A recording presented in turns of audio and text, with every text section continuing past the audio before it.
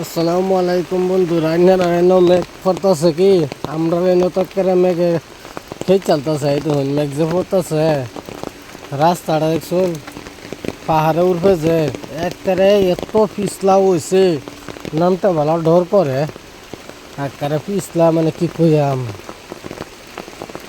বন্ধু তোমরা কেমন আছো বলো আমারে, তোমরা জাগায় মেঘ পড়ে নাকি বলো সোহনি আমারে। মেঘ পড়তাছে আমাদেরই ওই না জগতে, ছোট ছোট বাচ্চাগুলা মাথায় বেগ নিয়ে আইতাছে, দেখতে আসেন তোরা সবাই।